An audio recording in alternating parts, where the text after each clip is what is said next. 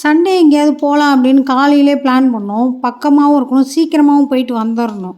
அந்த மாதிரி பட்ஜெட்டும் ரொம்ப கம்மியாக இருக்கணும்னு பிளான் பண்ணால் சிதம்பரம் பிச்சாவரம் தான். ஆல்ரெடி போன வருஷம் போனேன் சிதம்பரத்துக்கு.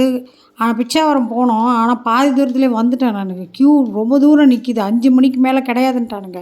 இதுக்கப்புறம் சீட்டும் இல்லைன்ட்டானுங்க. நாங்கள் போனது ஸ்கூல் லீவ் விட்ட டைமு. அவ்வளோ க்யூ நின்றுது. அதோட வந்துட்டேன். திரும்ப இந்த தடவை போகலான்னா இப்போ கூட்டம் அதிகமாக இருக்காது, வா போயிட்டு வந்துடலான்னு சொல்லி போனோம். போய் அந்த படகுல போய் தான் பார்க்க முடியும்னு. இந்த படகுலலாம் போனாலே எனக்கு என்ன தோணுதுன்னா, இங்கே பாருங்கள் கிட்ட கிட்டக்க எவ்வளோ செடி கொடி புதார் இருக்குது. இதெல்லாம் எத்தனை படத்தில் பார்த்துருக்கோம். முன்னாடிலாம் அனகொண்டா படத்தில் இந்த மாதிரி தானே வரும். இந்த மாதிரி தான் இருக்குங்க. ஆனால் அது உள்ளேருந்து திடீர்னு பெரிய பாம்பு வந்து நம்மளை முழுங்கும். அந்த மாதிரிலாம் பார்த்து ரொம்ப பயந்துருக்கேன் நான். அதனால் போகவே கொஞ்சம் எனக்கு பயம்தான் அந்த கிட்டக்கெல்லாம் பார்த்தாலே. அங்கே பார்த்தா ஒரு பொம்பளை நடந்து வந்துட்டுருக்கு முட்டிக்கு கீழே. ஐயோ என்னையா அங்கே நடந்து வந்துட்டுருக்குன்னு கேட்டால் 2 அடி தாங்க கீழே ஆழம் இருக்குது, ஆழமே இல்லைங்கங்கிறான். அப்புறம் ஏன் போட்டிங்க, இங்கே சில சேறு நிறையா இருக்கும், இன்னும் உள்ளே போனோம்னா தசாவதாரம் துப்பறிவாலெல்லாம் நிறைய ஷூட்டிங் எடுத்திருக்காங்க, அங்கெல்லாம் காட்டட்டுமா? நான் ஐய வேணாம், இதுக்கே எனக்கு பயமாக இருக்குன்னு. அது இயந்திர படகு துடுப்பு படகுன்னு 2 இருக்குது. துடுப்பு படகுல வந்து 6 பேர் போனால் 700 ரூபா. எங்கள் ஃபேமிலி கரெக்டாக 6 பேர் நாங்கள் உக்காந்துட்டோம்.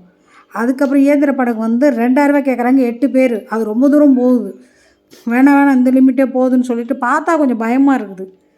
பாம்பு இருக்குமோன்னு. பாம்பு கடிச்சா ஒன்றும் ஆகாதுங்க, இது தண்ணி பாம்பு தாங்க. நான் சரி